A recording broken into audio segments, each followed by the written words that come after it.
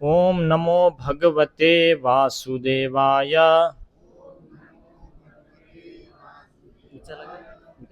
ओम नमो भगवते वासुदेवाय।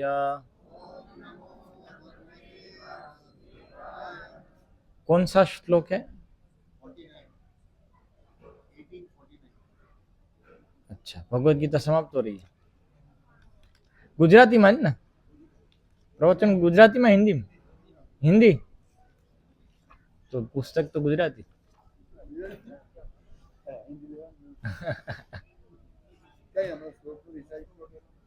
भगवद गीता यथारूप अध्याय 18 श्लोक संख्या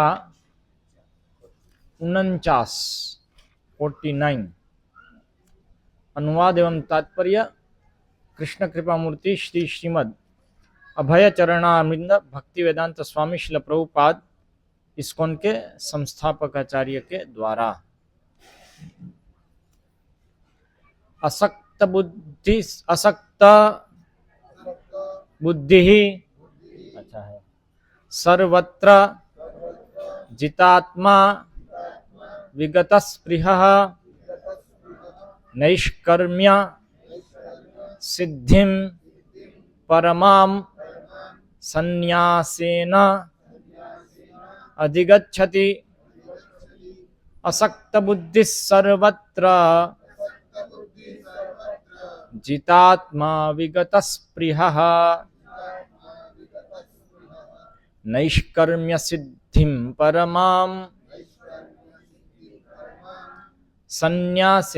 संन्यासेनाधिगच्छति। असक्त बुद्धि सर्वत्र जितात्मा विगतस्पृहः नैष्कर्म्य सिद्धिं परमां संन्यासेनाधिगच्छति। असक्त बुद्धि सर्वत्र जितात्मा विगतस्पृहः नैष्कर्म्य सिद्धिं परमां संन्यासेनाधिगच्छति।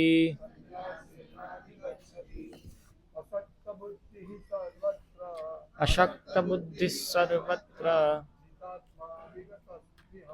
जितात्मा विगतस्पृहः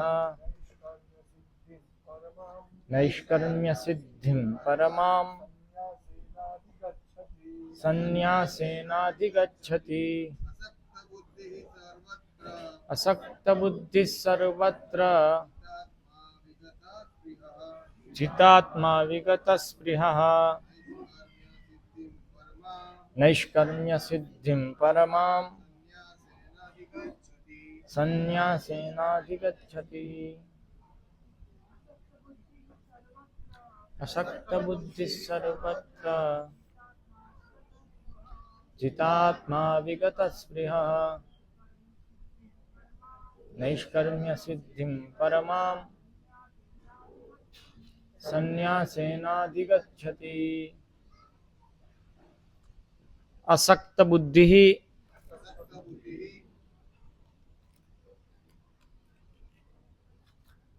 आसक्ति रहित बुद्धि वाला, सर्वत्र सभी जगह जित आत्मा, मन के ऊपर संयम रखने वाला, विगतस्पृहः भौतिक इच्छाओं से रहित, नैष्कर्म्य सिद्धिम निष्कर्म की सिद्धि, परमाम परम, संन्यासेना संन्यास के द्वारा, अधिगच्छति प्राप्त करता है। जो आत्मसंयमी तथा अनासक्त है एवं जो समस्त भोगों की परवाह नहीं करता, वह संन्यास के अभ्यास द्वारा कर्म फल से मुक्ति की सर्वोच्च सिद्ध अवस्था प्राप्त कर सकता है। तात्पर्य: सच्चे संन्यास का अर्थ है कि मनुष्य सदा स्वयं को परमेश्वर का अंश मानकर यह सोचे कि उसे अपने कार्य के फल को भोगने का कोई अधिकार नहीं है। चूंकि वह परमेश्वर का अंश है, अतएव उसके कार्य का फल परमेश्वर द्वारा भोगा जाना चाहिए। यही वास्तव में कृष्ण भवनामृत है। जो व्यक्ति कृष्ण भवनामृत में स्थित होकर कर्म करता है, वही वास्तव में सन्यासी है। ऐसी मनोवृत्ति होने से मनुष्य संतुष्ट रहता है, क्योंकि वह वास्तव में भगवान के लिए कार्य कर रहा होता है। इस प्रकार वह किसी भी भौतिक वस्तु के लिए आसक्त नहीं होता। वह भगवान की सेवा से प्राप्त दिव्य सुख से परे किसी भी वस्तु में आनंद न लेने का आदी हो जाता है। सन्यासी को पूर्व कार्यकलापों के बंधन से मुक्त माना जाता है।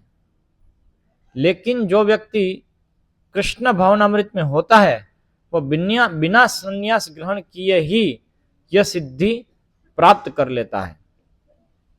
यह मनोदशा योगारूढ़ या योग की सिद्ध अवस्था कहलाती है। जैसा कि तृतीय अध्याय में पुष्टि हुई है, यस्तु आत्मरतिरेव स्यात्, जो व्यक्ति अपने में संतुष्ट रहता है, उसे अपने कर्म से किसी प्रकार के बंधन का भय नहीं रह जाता।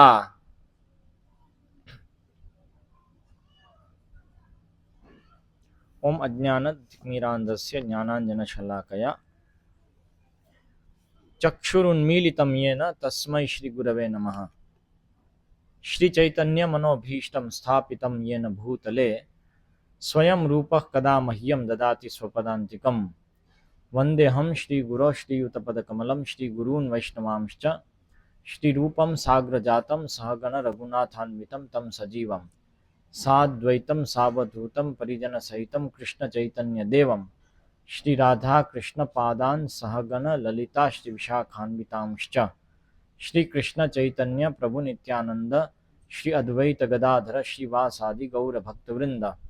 हरे कृष्णा कृष्ण कृष्ण हरे हरे, हरे राम राम राम हरे हरे।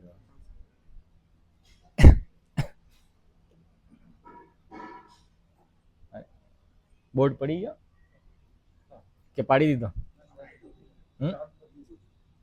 काम पति गयुं ने उभो राखो कारण के श्लोक देखावो छे ने आखो प्रवचन में, तो लोग वारंवार जोई सके भाई आ शब्द छे, आ शब्द छे। ओ स्पीकर नो अवाज रोकाय छे। थांबला प्रभु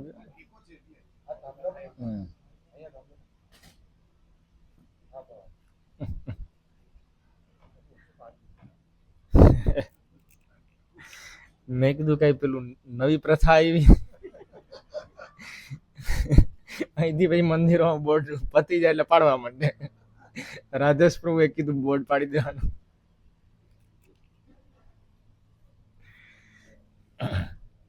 મેં કીધું કદાચ ગુરુ મહારાજે કીધું હોય કે બોર્ડ પાડવાનું, રાધેશ પ્રભુ નવી પ્રથા ચાલુ કરી એવું। असक्त बुद्धि सर्वत्र जितात्म विगत स्पृह नैष्कर्म्य सिद्धिं परमां संन्यासेन अधिगच्छति।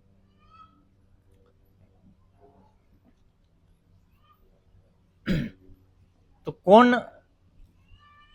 नैष्कर्म्य सिद्धि को प्राप्त करता है, उस विषय में यहाँ पे श्लोक में चर्चा है। पिछले कुछ श्लोकों में वर्णाश्रम का कर्म करते करते कैसे भगवान को सब चीजें अर्पण कर सकते हैं, उस तरह की चर्चा हुई। चार वर्ण चार आश्रम, चार वर्ण की चर्चा हुई।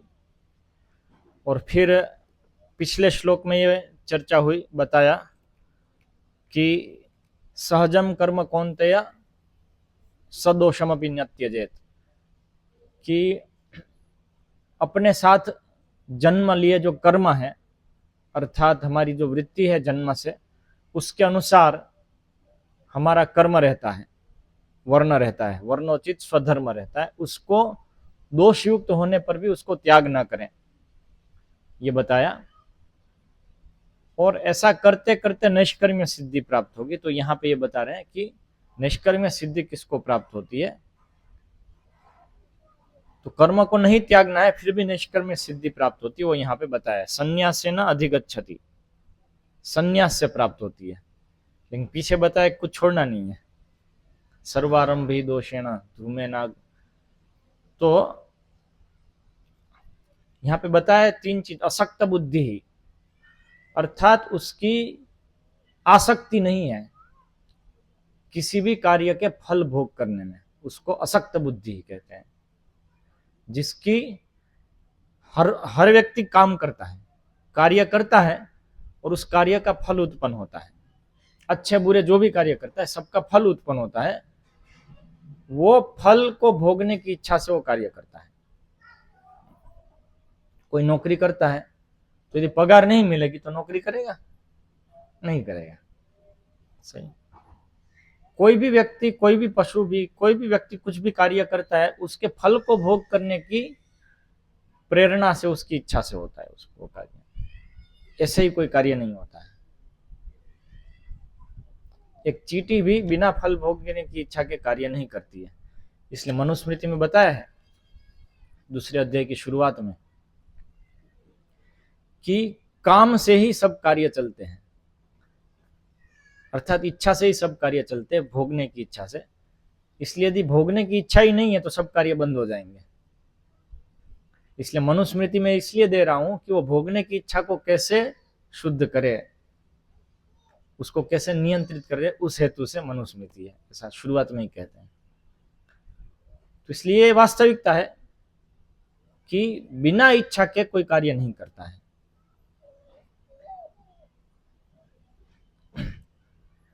तो जिसकी बुद्धि या इच्छा कार्य का जो वांछित फल है उसको भोगने के लिए वो कार्य नहीं कर रहा है, ऐसे व्यक्ति को असक्त बुद्धि कहते हैं। तो वो एक लक्षण है जिसको नैष्कर्म्य प्राप्त होगा।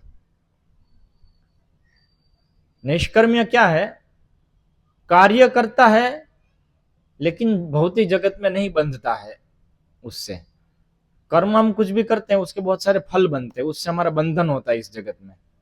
बुरे कर्म किए तो पाप कर्म से नरक इत्यादि लोक में जाके पशु योनि प्राप्त करनी पड़ेगी, पुण्य कर्म किए तो स्वर्ग लोक में जाकर के देवलोकों की योनि प्राप्त करनी पड़ेगी। इस तरह से अलग अलग अच्छे बुरे सब कर्म करते करते, पाप पुण्य करते करते इस जगत में हमारे अलग अलग शरीर बनते रहते हैं, जो हम मृत्यु के बाद प्राप्त करते हैं और उसको भोगते हैं, सुख दुख सभी उसमें भोगते हैं। इसको बोलते हैं कर्म बंधन। तो इसलिए कर्म करने पे बंधन लगता है, कार्य करने पे बंधन लगता है। हर एक कार्य, कोई भी कार्य करते हैं उससे बंधन लगता है। नैष्कर्म्य ऐसी वस्तु है कि आप कार्य कर रहे हो फिर भी कर्म का बंधन नहीं लग रहा है उससे, यह अवस्था को नैष्कर्म्य अवस्था बोलते हैं। तो नैष्कर्म्य अवस्था किसको प्राप्त होती है उसकी चर्चा यहां पे हुई है। तो उसमें पहला लक्षण है वो व्यक्ति का कि वो आसक्त नहीं है अपने कर्म के फल को भोग करने में। असक्त बुद्धि सर्वत्र जितात्मा, और वो जितात्मा है, अपनी इंद्रियों के ऊपर पूरा नियंत्रण है उसका। वो इंद्रियों के द्वारा नियंत्रित नहीं, क्योंकि उसकी इच्छा नहीं है। इसलिए बताए विगत स्पृहा, जिसकी सभी इच्छाएं चली गई है। विगत स्पृहा, विशिष्ट रूप से गता, इच्छाएं सब चली गई है, उसको विगत स्पृहा कहते हैं ऐसे व्यक्ति को। तो उसको भौतिक जगत को भोग करने की कोई भी इच्छा नहीं है, ऐसे व्यक्ति को विगत स्पृहा कहते हैं। और लक्षण क्या बताया? हाँ, बस ये तीन लक्षण बताए। तो ये तीन लक्षण वाला व्यक्ति संन्यास से नैष्कर्म्य को प्राप्त करता है। संन्यासेन अधिगच्छति। तो ये जो संन्यास है, ये संन्यास ये तीन लक्षण वाला है जो ऊपर बताया वो। और संन्यास आश्रम की बात हो रही है ऐसा जरूरी नहीं है उसमें, अपितु संन्यास आश्रम बाहरी लक्षण है ऐसे व्यक्ति का जो ये तीन हो गया है।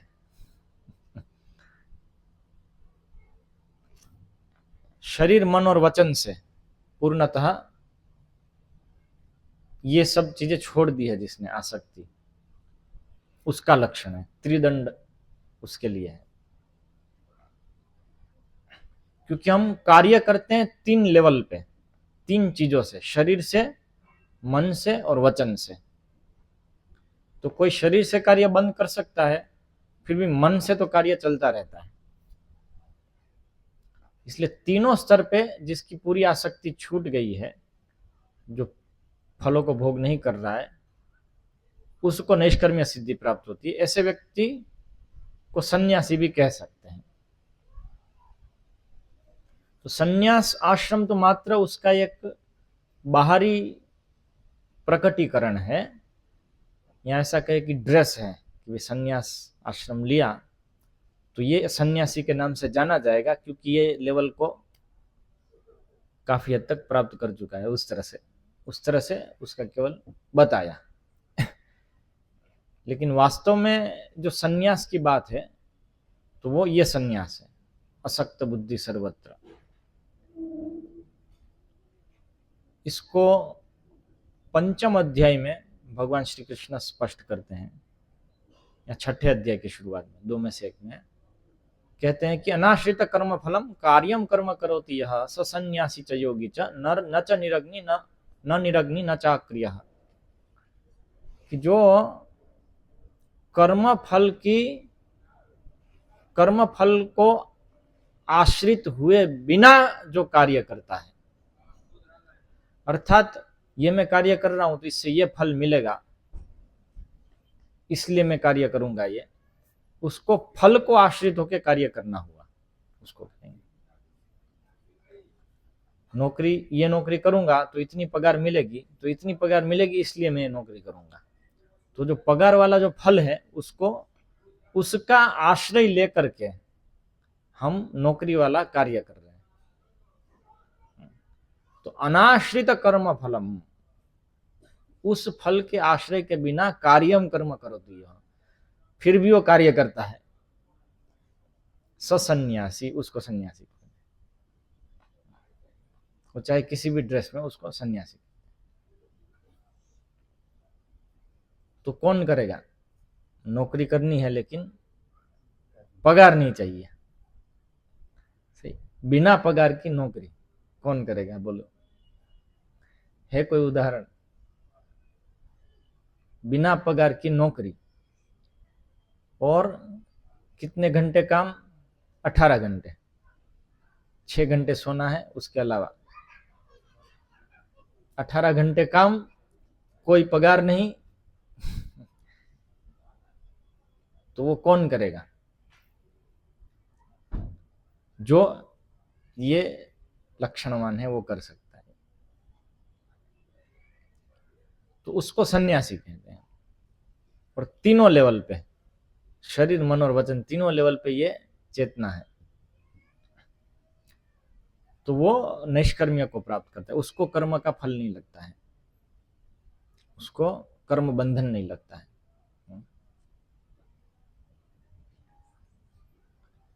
तो यहां पे प्रश्न उठेगा, मान लो कि मैं निष्कर्म्य बुद्धि से कर्म करना चाह रहा हूं, तो मैंने नौकरी की और पगार तो आएगा, तो करूं क्या उसका? ये प्रश्न उठेगा। मेरे पिताजी ने मुझे ये प्रश्न किया था जब ज्वाइन किया था, ये बात कर रहा था, तो बोले भाई ठीक है, आसक्त हुए बिना कर्म करना है, लेकिन फल तो आएगा, उसका क्या करोगे? फल तो आएगा, उसका करोगे क्या? दरिया में डाल दोगे? ये प्रश्न था उनका, और ये वैलिड प्रश्न है। क्या करोगे? फल का क्या करोगे? काम करोगे कुछ तो फल तो होगा ही ना। चाहो कि नहीं चाहो फल मिलेगा। चलो बॉस पगार नहीं देगा, लेकिन आप यदि खेत में खेती कर रहे हो तो गेहूं उगेंगे, आपका ठीक से कर्म करोगे, गेहूं उगेंगे, तो क्या गेहूं आप दरिया में डाल दोगे? तो मुझे भोग नहीं करना है इसका, करोगे क्या फल का? वो एक बड़ा प्रश्न रहेगा ना। इसलिए जो लोग निर्विशेषवादी हैं, जो मुमुक्षु है, मुक्ति की इच्छा प्राप्त करना चाहते हैं, मुक्ति की इच्छा है जिनको, मुक्ति प्राप्त करना चाहते हैं, वो लोग कर्म करना छोड़ते, वो कर्म संन्यास लेते हैं। क्योंकि वो सोचते कर्म करेंगे तो निश्चित बंधेंगे तो सही, कितना भी करो, क्योंकि कर्म का फल तो बनेगा, तो उसका क्या करेंगे? तो उसको कंप्लीटली छोड़ दो। तो फिर छोड़ेंगे तो कर्म करने की क्या जरूरत है, कर्म भी छोड़ दो। इसलिए दोनों लेवल पे कर्म संन्यास की बात करते हैं कि एक लेवल आ जाए उसके बाद कर्म का ही संन्यास लो, काम करो ही मत। शुरुआत में फल छोड़ो, बाद में कर्म भी छोड़ दो। लेकिन उसका उत्तर यहां पे है तात्पर्य में कि, और ये भगवत गीता की रिपीटेड थीम है ये, और ये 18वां अध्याय पूरी भगवत गीता का सार है, वापस पुनरावृत्ति, उपसंहार बोलते हैं उसको, हाइलाइट्स, उपसंहार बोलते हैं उसको। मैच खत्म होने के बाद हाइलाइट्स आती है ना, ऐसा हाइलाइट्स है पूरे भगवत गीता की। तो ये उपसंहार में वही थीम वापस रिपीट हो रही है। पूरी भगवत गीता की एक ही थीम है, काम कैसे करना है, वही थीम है, और उसी के ऊपर बाकी सब चीज दी हुई है। फिलोसॉफी भी उसी के आधार पे है, काम कैसे करना है जिससे बंधन नहीं हो, ये उसकी फिलोसॉफी, भगवत गीता की सेंट्रल थीम है, काम कैसे करे कि जिससे कर्म बंधन नहीं लगे, दूसरा जन्म प्राप्त नहीं हो। अर्जुन का एक विचार है और भगवान का दूसरा विचार है। तो अर्जुन देख रहे हैं कि काम करेंगे तो बंधेंगे, इसलिए काम मत करो, इसलिए कार्य मत करो। ज्ञान जिसको हो जाता है वो कार्य नहीं करता है, और जिसको ज्ञान नहीं है उसको कार्य करना पड़ेगा। जो ज्ञान के स्तर पे नहीं है उसको कर्म करना पड़ेगा, जो कर्म के स्तर पे नहीं है, जो कर्म के स्तर से ऊपर चला गया, ज्ञान के स्तर पे आ गया, वो कर्म छोड़ देगा। यही उसकी बुद्धि थी अर्जुन की। क्योंकि पॉइंट क्या था कि यदि कर्म करेंगे तो बंधेंगे ही ना, बिना बंधे तो कैसे कर्म हो सकता है, ये पॉइंट था। तो उसको भगवान श्री कृष्ण बार बार खंडन कर रहे हैं, और यही कौशल है कि कर्म कैसे करें कि जिससे कर्म फल नहीं लगे, बंधे नहीं कर्म बंधन में। इसको योग कर्मसु कौशलम। तो कर्म करने में कौशल, कुशलता क्या है, कौशल क्या है, वो योग है। ये पॉइंट है भगवान का, योग कर्मसु कौशलम। वो योग क्या है? तो यदि अष्टांग योग की बात करें तो कर्म संन्यास लेकर के अष्टांग योग में चले गए, तो वो तो कौशल हो नहीं सकता है, क्योंकि वहां पे कर्म संन्यास की बात आई, काम कैसे करना है जिससे बंधे नहीं। तो वहां पे तो काम पहले छोड़ना है, तब तो वहां पे पहुंचेंगे। तो नहीं, ये योग जो है, जो भगवत गीता में योग की बात हुई है बार बार, वो योग है कि कैसे जोड़े। योग का अर्थ है जोड़ना, कैसे काम को भगवान के साथ जोड़े, ये पॉइंट है। वो जो जुड़ाव है, कार्य के फल का भगवान के साथ जो जुड़ाव है, शरीर मन और वचन के स्तर, तीनों स्तर पे वो जो जुड़ाव है उसको योग कहते हैं, उसको योग कहते हैं। इसलिए वो कौशल है, वो कुशलता है। वो जो समझ गया वो कर्म करते हुए भी बंधता नहीं है, इसको कैसे जोड़ना है भगवान की सेवा में। इसलिए उत्तर यह है कि काम पूरा करना है, फल जो आता है सब भगवान की सेवा में।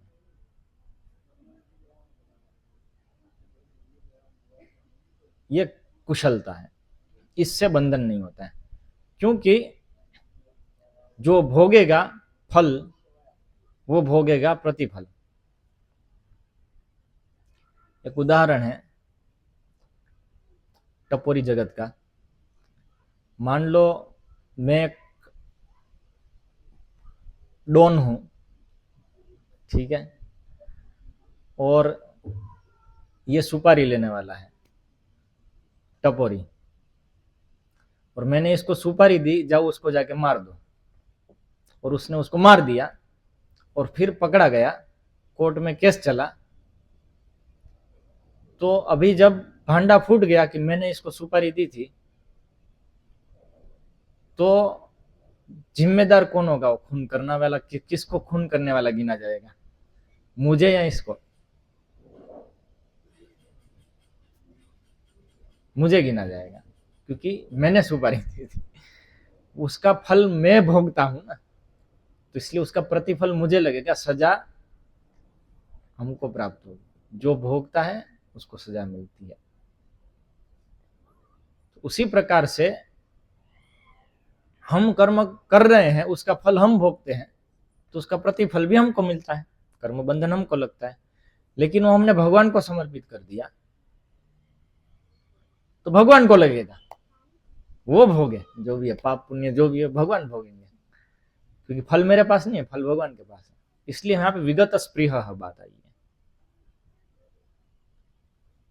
और भगवान को कोई कर्म फल नहीं लगता है, न माम कर्माणि लिम्पन्ति, इसलिए वहां पे बताया इति माम यो भी जानाति कर्म भी सनबध्यते न सबद्ध, चतुर्थ अध्याय में है ना, जो कि ऐसा जो जानता है कि मुझे कोई कर्म नहीं बनता है, वो खुद भी कर्म से नहीं बनता है, तो उसमें लॉजिक क्या लगेगा? भाई मैं जानता हूँ राजेश प्रभु कर्म से नहीं बनते हैं, तो मैं भी कर्म से नहीं बन दूंगा क्या? वो लॉजिक नहीं है। उसमें लॉजिक क्या है कि जो जानता है कि मैं कर्म से नहीं बनता, मतलब भगवान कर्म से नहीं बनते, वो खुद भी कर्म से नहीं बनता है, मतलब वो अपने सब कर्म के फल भगवान को दे देता है, तो भगवान बन देंगे, लेकिन भगवान तो बनते नहीं, इसलिए उसको भी नहीं लगा, कर्म फल सब जल गया, जला दिया सब उसको ऐसे, इसलिए वो भी नहीं बनता है। तो ये उसके पीछे चाबी है, इसको योग कहते हैं। और यही योग भगवान अर्जुन को सिखाना चाह रहे हैं, समझाना चाह रहे हैं कि तुम जो युद्ध कर रहे हो उसका कर्म फल बनेगा, और उसका एक फल है कि तुमको राज्य प्राप्त होगा भोगने के लिए, और उसका तो बंधोगे भी। तो इसलिए अर्जुन सोच रहे ऐसे बंधन में क्यों पड़े, घोर कर्म है युद्ध कर्म, उसमें मैं नहीं पढ़ना चाहता, इसलिए ज्ञान छोड़ दो कर्म को। तो भगवान समझा रहे हैं कि ये जो कर्म है उसको करके तुम नहीं फंसो, इस प्रकार से इसको करो, युद्ध को ऐसे करो कि जिससे नहीं फंसो। और अर्जुन समझ नहीं पा रहे हैं कि कैसे नहीं फंसेंगे। तो उसमें बात यह है कि ज्ञान और कर्म जो दो शास्त्र में दिए हैं, वो दोनों भक्ति के ही भाग हैं वास्तव में। लेकिन जो व्यक्ति पूरे हाथी को नहीं देखता है, भक्ति पूरा हाथी है, भक्ति क्या है? पूरा हाथी। लेकिन अंधा व्यक्ति पूरे हाथी को नहीं देखता है, कोई पूंछ पकड़ा है और कोई कान पकड़ा है और कोई सूंड पकड़ा है, तो कर्म ज्ञान योग वो सोचता है कि यही हाथी है, वो हाथी है, कोई नहीं। अभी आप हाथी की सूंड पकड़ोगे तो आप कह सकते हो मैंने हाथी को पकड़ा, पूंछ पकड़ोगे तो भी कह सकते हो मैंने हाथी को पकड़ा, कान पकड़ के भी बोल सकते हो मैंने हाथी को पकड़ा। लेकिन हाथी क्या है वो उनके विचार में समझ में नहीं आता, उतना ही भाग समझ में आता है। इसलिए उसको जब अलग कर देते हैं भक्ति से, तो कर्म दिखता है, वो ज्ञान दिखता है, वो योग दिखता है, अष्टांग योग दिखता है। लेकिन जो पूरे हाथी को देखता है वो देखता है ये तो पूरी भक्ति ही है, उसमें बहुत सारी दूसरी भी चीजें हैं। वो पूरा हाथी देखता है कि ज्ञान क्या है उसमें, कि अपने स्वयं का भोग, स्वयं को भोग नहीं करना है, भगवान को भोग कराना है। हमारा अस्तित्व भगवान की संतुष्टि के लिए, वो जो भावना है, वास्तविक भावना, भगवान को शरणागति की भावना, शरीर मन और वचन तीनों लेवल पे, वो ज्ञान है। क्या भौतिक है क्या आध्यात्मिक है, क्या चेतना भौतिक है क्या चेतना आध्यात्मिक है, इसमें पार्थक्य करना, भेद करना, उसको ज्ञान कहते हैं। ये तो माया है, ये कृष्णा है, ये विचार माया है, ये विचार कृष्णा है, ये भावना माया है, ये भावना कृष्णा है, कृष्ण की संतुष्टि के लिए।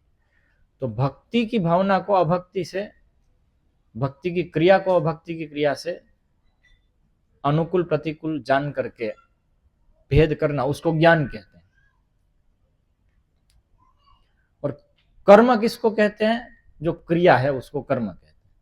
ये करना है और ये नहीं करना है, उसको कर्म कहते हैं। तो कर्म करो ज्ञान के साथ तो उसको कहते हैं भक्ति, उसको कहते हैं भक्ति। कर्म करो ज्ञान के साथ। ज्ञान के साथ मतलब भगवान की संतुष्टि के लिए मैं कर रहा हूं, संबंध ज्ञान के साथ मेरा संबंध है, मैं भगवान की सेवा के लिए हूं, इसलिए भगवान की सेवा में सब लग रहा है, उनकी संतुष्टि के लिए, मेरे लिए नहीं है। इस तरह से पूर्ण ज्ञान तीनों लेवल, शरीर मन और वचन के लेवल पे। कर्म क्या करना है? जो भगवान की संतुष्टि के लिए है वो कर्म करना है, अन्यथा उसको विकर्म कहा जाता है, उसको कर्म नहीं कहा जाता है। इसलिए जानो भगवान की संतुष्टि के लिए क्या है और उसको भगवान की संतुष्टि के लिए करो, तो वो चीज भक्ति है। आनुकूल्यन कृष्ण अनुशीलनम, अनुकूल भाव से और अनुशीलन, अनुशीलन कर्म है और अनुकूल भाव जो है वो ज्ञान है। तो ऊपर बताया ज्ञान कर्मादि अनावृतम, लेकिन यहाँ पे क्रिया भी है और ज्ञान भी है, लेकिन वो पूरा हाथी है। जब उसको छोटा छोटा करके अपने भोग के लिए देखते हैं, भुक्ति या मुक्ति के लिए, तो उसको कर्म और ज्ञान ही दिखता है। इसलिए ये भगवत गीता का सेंट्रल मैसेज है, और वो अर्जुन समझ नहीं पा रहे थे, इसलिए इतनी सारी बड़ी भगवत गीता की आवश्यकता पड़ी, कि जिसमें बार बार वही पॉइंट आता था। यहाँ तो कर्म करो तो ज्ञान नहीं, ज्ञान करो तो कर्म नहीं, लेकिन पूरा हाथ ही देखे भक्ति की तरह तो सब कुछ मेल खा जाता है। इसलिए प्रभुपाद के तात्पर्य से जब हम भगवत गीता पढ़ते हैं तो सब कुछ फिट बैठ जाता है। समझ में नहीं आएगा किसी को पार्टिया बेसाइडा केवी रीते, लोगों को थोड़ा विचित्र लगता है, प्रभुपाद ये कर ही कैसे सकती है, यहाँ पे ज्ञान को भक्ति बता दिया, यहाँ पे कर्मों को भक्ति बता दिया, लेकिन एक्चुअली वो वही है। उसको समन्वय करके यदि पूरा देखते पूरी भगवत गीता के 700 श्लोक और उसका एक दूसरे के साथ कनेक्शन, तो रियली में वहां पे उसी अर्थ में वो बताया है भगवान ने, ये समझ में आता है। तो इसलिए यहाँ पे जो बता रहे हैं, ये योग जो है भगवान की संतुष्टि के लिए कार्य करना, तो वो सन्यासी है, वो उस फल का स्वयं भोग नहीं करता है, भगवान के लिए ही कार्य करता है।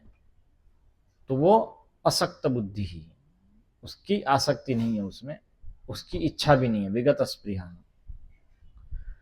तो ये भक्तों का ध्येय है, भक्तों ने प्राप्त नहीं कर लिया है, जो साधना भक्त है उन्होंने धीरे धीरे धीरे धीरे जब ये प्राप्त होगा तब ये स्थिति आएगी ऐसे। इसलिए भक्ति की जो साधन, भक्ति की जो पद्धति है, उसमें हम इसका अभ्यास करते हैं कि हम भगवान की संतुष्टि के लिए कार्य करें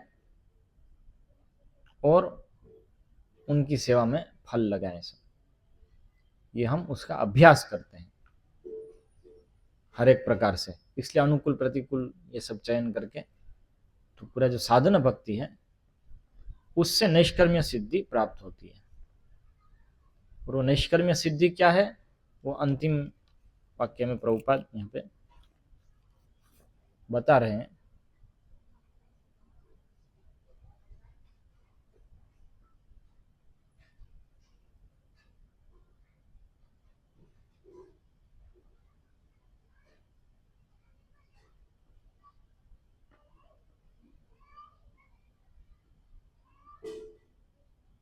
हाँ, वो ये है, यस्तु आत्मरतिरेव स्यात् आत्मतृप्तस्य मानवः। जो व्यक्ति अपने में संतुष्ट रहता है उसे अपने कर्म किसी प्रकार के बंधन का भाव नहीं रह जाता। वो जो बताया कि भगवान की सेवा में ही जो संतुष्ट रहता है, तो इस तात्पर्य में एक और लाइन आ रही है, अभ्यास करते करते क्या होता है, ऐसा अभ्यास करते करते होता क्या है, आदत पड़ जाती है। अभ्यास उसी के लिए, आदत लगाने के लिए। तो जो 24 घंटे ये अभ्यास करता रहता है तो उसको ये आदत लग जाती है। क्या आदत लगती है, बता रहे प्रभुपाद यहाँ पे,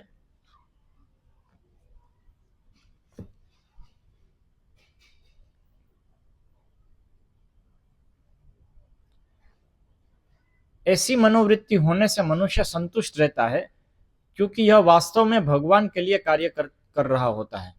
इस प्रकार वह किसी भी भौतिक वस्तु के लिए आसक्त नहीं होता। वह भगवान की सेवा से प्राप्त दिव्य सुख से परे किसी भी वस्तु में आनंद न लेने का आदी हो जाता है। कि वो किसी भी भगवान की सेवा के अलावा और किसी भी चीज को नहीं करने का आदी हो जाता है, आदत लग जाती है उसको। उसके बिना वो मतलब वो सोच भी नहीं सकता है, उस चलेगा नहीं उसका काम। जैसे न्यूज़पेपर पढ़ने की जिसको आदत लग जाती है तो उसके बिना प्रेशर नहीं आता है ना, ऐसे भगवान की सेवा के अलावा और कुछ करने को सोच भी नहीं सकता है। ये सिद्धि है, इस अवस्था को प्राप्त करना सिद्धि है कि उसके बिना अपना अस्तित्व सोच ही नहीं सकता है। 2017 में गुरु महाराज नंदग्राम थे, तो तब उनको कुछ समस्या हो रही थी छाती में, तो डॉक्टर को दिखाया तो बहुत सारे रिपोर्ट लिए, एक्सरे भी लिए और जो भी कुछ MRI या जो भी कराना होता है वो लोग करिए, और निष्कर्ष निकाला कि बहुत हेवी स्केड्यूल घूमते रहने का, और बहुत बोलते हैं, बहुत गाते हैं, इसके कारण, और खाते बहुत कम हैं, ये सब होने के कारण शरीर इतना जर्जरित हो गया है कि यहाँ पे छेद हो गए अंदर। तो इसलिए अभी इनको रिकवरी करनी होगी। तो इस हेतु से डॉक्टर बोले प्रवचन देना बंद और गाना बंद, गुरु महाराज को बोले। तो गुरु महाराज बोले तो फिर मेरा रहने का क्या जरूरत है, मैं भी जाता हूं। अब दोनों बंद करा देंगे तो फिर मेरा अस्तित्व का क्या, इधर इस जगत में रहने का फायदा क्या है, चलो। फिर भक्तों ने मिल करके बहुत समझाया गुरु महाराज को, डॉक्टर भक्तों ने भी, गुरु महाराज आपको पुस्तक लिखनी है ना तो वो लिखे, उसमें कोई समस्या नहीं, वो आपका मुख्य सेवा है। तो 2017 से गुरु महाराज ने प्रवचन कम देना शुरू किया पहली बार, नहीं तो लगभग 600 प्रवचन 500 तो होते ही थे साल में। तो 2017 से लेके 2020 तक गुरु महाराज लगभग 150 प्रवचन देते थे साल में। कुछ तो देना है, कुछ तो गाना भी है, थोड़ा बहुत तो गाना है, रोज एक भजन गा लेते थे। उस समय वो तमिलनाडु में तेनकासी जगह पे रहना शुरू किए, तो वहां पे एक एक छोटा छोटा भजन रोज गाते थे, उसको रिकॉर्ड करके। कम से कम इतनी तो संतुष्टि हो, चलो इतना गाएंगे। गुरु में रहने की क्या मतलब है फिर, यदि ये नहीं करना है तो फिर क्या कर रहे हैं इधर रह कर, खाने पीने के लिए थोड़ी रह रहे हैं। तो सोच भी नहीं सकते ऐसे लोग कि इसके बिना अस्तित्व है ही नहीं, यही तो अस्तित्व है। वो एक क्षण भी भगवान की सेवा से रहित कुछ कार्य सोच नहीं सकते। वो एक क्षण भी ये नहीं सोच सकते ये कार्य मैंने किया तो उसका कुछ फल प्राप्त हो जाए तो मैं उसको भोग लूंगा। वो उनको बहुत ही मतलब डिस्टेस्टफुल लगता है कि ऐसा कैसे कर सकते हैं, उससे बेहतर उनको मृत्यु लगती है। तो ये आदत लगानी है हमको भी, और ये आदत लगती है, इतना भी कठिन नहीं, लगती है ये आदत। लेकिन ये आदत किसको लगेगी, जो अभ्यास करेगा उसको। अभ्यास योग युक्त न चेतसा नान्यगामिना, अभ्यास योग में जो लगता है, जितना अभ्यास करता है उतना अभ्यस्त होता है, उसको आदत लगने को बोलते हैं अभ्यस्त हुआ। अभ्यस्त मतलब जिसका अभ्यास पूर्ण हुआ उसको अभ्यस्त कहते हैं। आदत लग गई, जैसे मृदंग बजाने का अभ्यास करते हो उसके बाद आदत लग जाती है, उसको अभ्यस्त कहते हैं। तो ऐसे भक्ति करने का अभ्यस्त होना है, अभ्यास करके। तो वो संडे संडे भक्ति करने से अभ्यस्त नहीं होंगे, ये वास्तविकता है। बहुत समय लगेगा। अब आपको यदि मृदंग सीखना है, संडे को आप आधा घंटा प्रैक्टिस करोगे तो कितने साल लग जाएंगे, शायद फिर भी नहीं आएगा। सही, अभ्यास में तीव्रता होनी चाहिए। इसलिए प्रभुपाद मिनिमम दिए हैं। क्या मिनिमम दिए हैं? कृष्ण भवन अमृत का प्रथम सोपान जो पुस्तक है वो 25 साल पुराने भक्तों के लिए नहीं है, वो भक्ति में जो प्रवेश कर रहे हैं, अभी बस कांटेक्ट में आए हैं, उनके लिए है।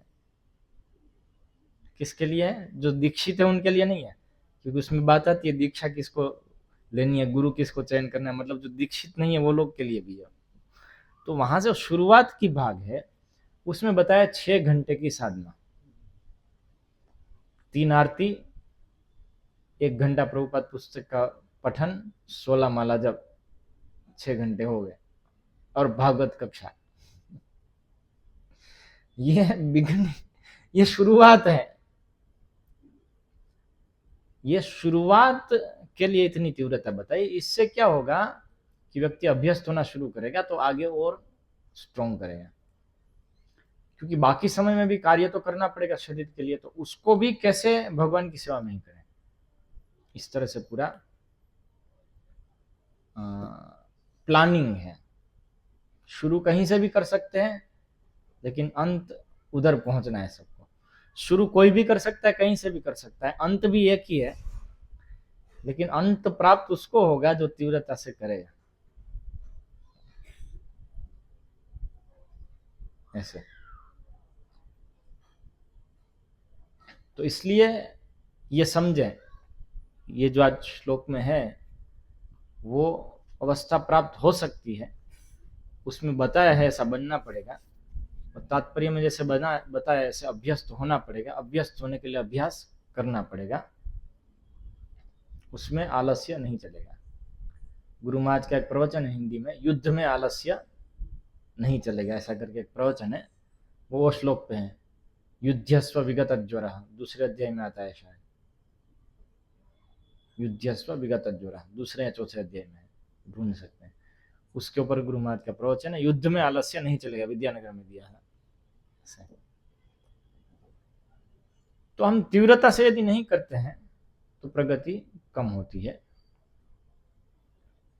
और यदि हम डायरेक्ट भक्ति जिसको हम कहते हैं, श्रवण कीर्तन इत्यादि, उसके अलावा के हमारे जो कार्य है वो शास्त्रोचित रूप से नहीं करते हैं तो दुर्गति भी होती है। तो इसलिए हमको समझना चाहिए अनुकूल व्यवस्था क्या है, अनुकूल अवस्था क्या है, प्रतिकूल क्या है, उसके अनुसार जीवन को नियोजित करना चाहिए।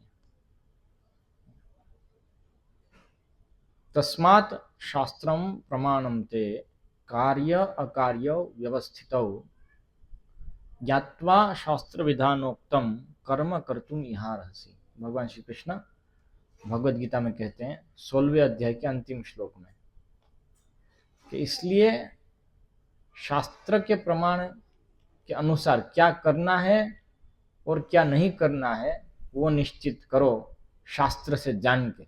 जानने की जिम्मेदारी हमारी है। ज्ञात्वा शास्त्र विधानोक्तम इह कर्म कर्तुम अर्हसि, यहां पे तुम कर्म करो। ऐसे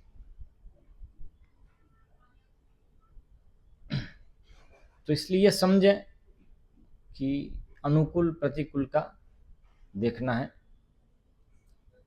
और जीवन को ऐसे नियोजित करें कि हम ज्यादा से ज्यादा अभ्यास कर पाए। अभ्यास मतलब आईआईटी एग्जाम देने के लिए अभ्यास की बात नहीं है, वो अभ्यास नहीं कहा जाएगा, उसको अभ्यास का विरुद्ध कहा जाएगा। वो अभ्यास योग नहीं, वो अभ्यास भोग है, हमें भोग का अभ्यास है। तो भोग के तो सभी अभ्यस्त हैं, सही, स्वाभाविक रूप से। अभी पिछला जो प्रवचन अरविंदाक्ष प्रभु के यहाँ पे दिया कल सुबह ही शायद, तो उसमें मंगलारती के समय के विषय में चर्चा हो गई थी। तो उसमें सब चर्चा आती है, वो देख सकते, कोई देखना चाहे तो, कि कैसे बहाने हजार है कैसे मन चीटिंग करता है।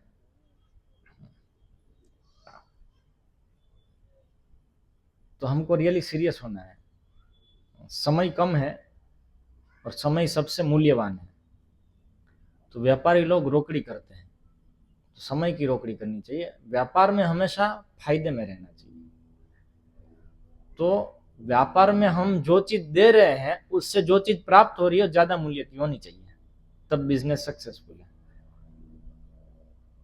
तो हम यदि समय दे रहे हैं तो समय से ज्यादा मूल्यवान चीज हमको मिलनी चाहिए। तो हम यदि समय दे रहे हैं 1 करोड़ रुपए कमाने के लिए, 1 घंटा दे रहे हैं, 1 घंटे में 1 करोड़ कमा जाएंगे, बहुत फर्स्ट क्लास। आपको यदि कोई बोले 1 घंटा मेरे पास आओ तुमको 1 करोड़ मिल जाएगा, मैं बोलूँ वो करना है बस 1 घंटा, तो आप दौड़े दौड़े जाएंगे नहीं जाएंगे? इतना तो बड़ा मूल्य कैसे मिलेगा? केवल 1 घंटे में 1 करोड़ मिल जाएंगे। आप कहीं बोर्ड लगाइए कितने लोग आते हैं देखिए, लेकिन 1 घंटे की कीमत 1 करोड़ से ज्यादा है। तो मूर्ख बन गए, आपने समय को बेच दिया 1 करोड़ रुपए के लिए, जबकि समय कोटि 1 करोड़ स्वर्ण मुद्रा से भी ज्यादा मूल्यवान है, ऐसा चाणक्य पंडित कहते हैं। आयु क्षण एकोपि न लभ्यते स्वर्ण कोटि भी।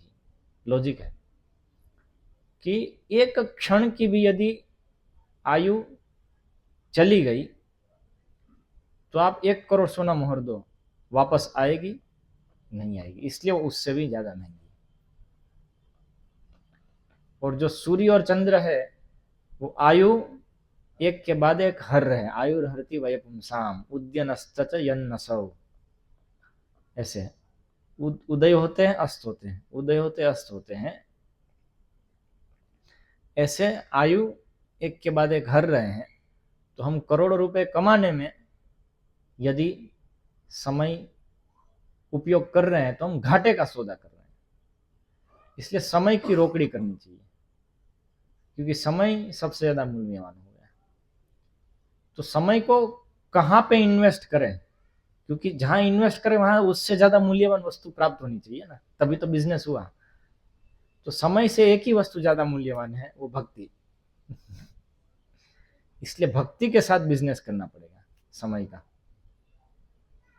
क्योंकि समय भगवान के अधीन है।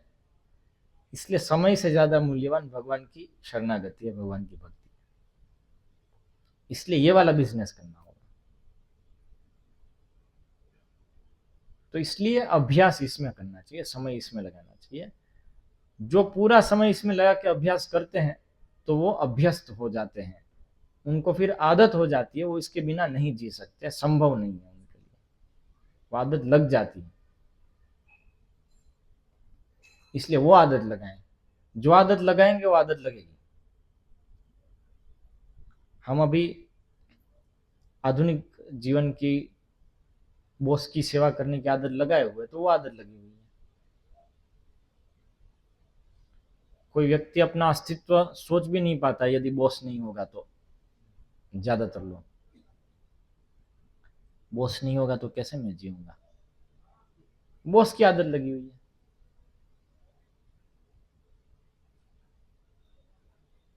तो जैसी आदत लगाएंगे ऐसी आदत लगेगी। सुबह में 4 बजे ट्रेन में मंगल आरती करते जाएंगे लटक के, सही। मुंबई और सब जगह देखे तो मंगल आरती के समय में ट्रेन फूल जाती है, लोकल ट्रेन, और ऐसे पकड़ के दोनों हाथ ऊपर खड़े खड़े हिलते हैं, मंगल आरती और क्या है। लेकिन मंगल आरती नहीं आएंगे, तो वो वाली आदत लगी हुई है। ऐसा नहीं कि लोग सुबह उठ नहीं सकते हैं, ऐसा नहीं है। अब जाओ सूरत में ही है जीआईडीसी हजीरा है, मैं जाता था ना। देखो यहाँ पे मैं अभी प्रवचन दे रहा हूँ, लेकिन वास्तव में राजेश प्रभु और लोग सब काफी सीनियर है मुझसे, तब वो लोग भक्ति करते थे, दीक्षित थे। मैं तो इधर हजीरा में नौकरी करता था, जस्ट इस्कॉन के कांटेक्ट में आया था। तो सव्यसाची प्रभु राजेश प्रभु का कांटेक्ट दिया था, सूरत में इनका कांटेक्ट करना, तुम्हारी नौकरी इधर लगी है। तो मैं 3 महीना नौकरी किया, शिफ्ट होती है तब एक एक हफ्ते की शिफ्ट होती है, अभी 2-2 दिन की हो गई है। तो नौकरी करने के लिए अपना सोने का समय भी बदलते हैं। देखो, हर 2 दिन में, 2 दिन रात को सोएंगे, 2 दिन दोपहर में सोएंगे, 2 दिन सुबह में सोएंगे। इतना कोई कर सकता है यदि, तो मंगला आरती उठना क्या बड़ी बात है वास्तव में। यदि शरणागति देखे तो इतनी शरणागति तो भगवान के लिए भी कोई नहीं करता है ना। तो भगवान इतनी डिमांड करते कि 2 दिन सुबह सो, 2 दिन राम राम को सो, ऐसा तो भगवान डिमांड भी नहीं करते हैं। तो इतनी शरणागति बॉस को है, तो भगवान को क्यों नहीं हो सकती। लेकिन वो बॉस को नहीं है वो शरणागति, वो अपनी इंद्रियों को, कि इससे मिलेगा, भोगेंगे, मजा करेंगे, पता नहीं कब मृत्यु आ जाए, इसलिए जब तक है तब तक मौज से जी लो। बाबू मोशाई, वो कौन सा फिल्म थी ना, आनंद, किन किन ने देखी है? मैं तो देखता था जब छोटा था। ये हमारी सब पुरानी फिल्म है ना, क्लासिकल, राजेश खन्ना। तो फिलोसॉफी थी ना, उसको ल्यूकेमिया हो गया, मतलब ब्लड कैंसर। ब्लड कैंसर मतलब मर ही जाएगा, पक्का है। तो वो बोला हाँ तो मर जाएंगे तो मर जाएंगे, और क्या, जब तक जीते तब तक खाओ पियो मौज करो, बाद में तो मर गए तो क्या है। तो पूरा जीवन वो सबका भला भी करे और मौज भी करे, ऐसे करके उसने निकाला जीवन, जो भी बाकी था वो। तो फेमस फिल्म हुई थी वो। फिलोसॉफी यही है, मृत्यु के बाद क्या है किसी को पता नहीं। इसलिए जब तक जीते हो, ऋणम कृत्वा घृतम पिबेद यावत जीवेत सुखम जीवेत, ऐसे जितना जीते हो मौज से जियो, ऋण लो और घी पियो। तो ऋण ले रहे हैं ना, लोन, आज सब कुछ लोन पे ही टिका है। ईएमआई, एवरी मंथ इंटरेस्ट, वो क्या है, ऋण लेना ही है। क्योंकि क्या है भाई, ऋण लेना, मर गए तो फिर कौन देखा है, ऋण तो चुकाना पड़ेगा। ठीक है, जीते तब तक चुकाएंगे, मर गए तो वो लोग देखेंगे, अपना तो भोग हो गया ना। नहीं तो उसके लिए कमाने जाते हैं, तो जब कमाई पूरी हो जाती उसकी, तब जाकर के वो चीज भोगने को मिलती। ये घर बनाते बनाते 20 साल निकल जाते, उसके जो घर ले लिया, घर को भोगते रहो, मर गए तो उसका लोन गया, उसको देखना है, मुझे क्या देखना है। या तो मेरे बच्चे को पकड़ेगा, वो देखेगा, और क्या। और वो भी हाथ ऐसा कर देगा तो बैंक को देखना है, किसी और को लूटेंगे। मेरा क्या, मैं तो अभी भोग कर रहा हूँ, मिल रहा है बस, रोज रोज का जो रोज रोज मिल रहा है वही बहुत है। हम तो वर्तमान में जीते हैं, भविष्य की चिंता नहीं करते, भूतकाल की भी चिंता नहीं करते। ये सब स्लोगन आपको बार बार सुनने को मिलेंगे, भाई हम तो वर्तमान में जीते हैं। वो ये वस्तु है, वही वस्तु भक्त भी करना चाहिए। हम तो भाई वर्तमान में जीते, हम नहीं देखते भविष्य क्या होगा। वर्तमान में जीते, पता नहीं कल आया कि नहीं आया, इसलिए आज मंगला आरती चले जाओ, कल उठूंगा ऐसा नहीं। आज 16 माला कर लो, कल करूंगा ऐसा नहीं, क्योंकि पता नहीं कल होगा कि नहीं होगा। हम तो वर्तमान में जीते हैं। सेम वस्तु यहाँ पे लागू होगी अपने भोग के लिए, ना भगवान के भोग के लिए।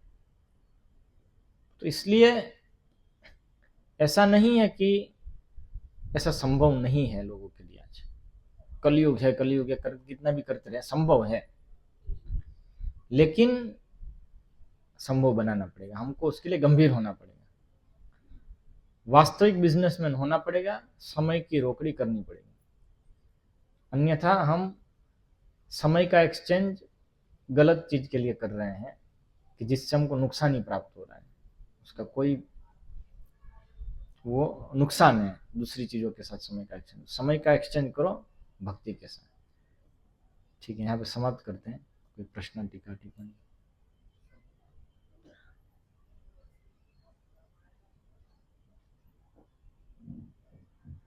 नहीं, तो अकर्म અને ભક્તિ આમ એક જ ગણાય ને? अकर्म और भक्ति एक ही है। तो अकर्म की जो मूल व्याख्या है, जो कर्म करने से बंधन नहीं हो, उसके अनुसार भक्ति तो अकर्म है ही पक्का, और वही वास्तविक अकर्म है। लेकिन जो भक्ति नहीं करना चाहते, केवल निष्कर्म करना चाहते, उनके लिए भी कुछ ऐसी क्रिया है जिससे अकर्म होता है, लेकिन वास्तविक अकर्मता भक्ति ही ऐसे। और एक अकर्म जो कभी कभी उपयोग होता है, कुछ भी कार्य नहीं करने के लिए, वो कभी कभी उपयोग होता है। शास्त्रों में मुख्य रूप से जब अकर्म उपयोग होता है, तो भक्ति के लिए होता है, निष्काम कर्म, निष्कर्म के लिए होता है। हाँ, कौन सा एग्जाम्पल? डॉन का एग्जाम्पल। जो सुपारी देता है वो मर्डर का जिम्मेदार होता है, दूसरा वाला तो केवल माध्यम है। तो इसलिए मर्डर किसने किया बोलेंगे तो ऐसा नहीं बोलेंगे जिसको सुपारी दी थी उसने किया, वो बोलेंगे इसने मरवाया।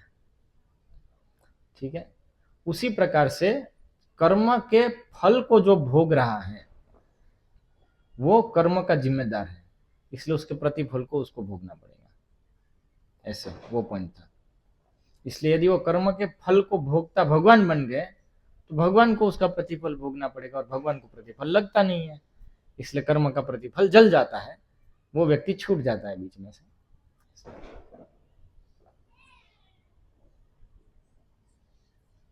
और कोई प्रश्न, टीका टिप्पणी? ठीक है, श्रील प्रभुपाद की जय।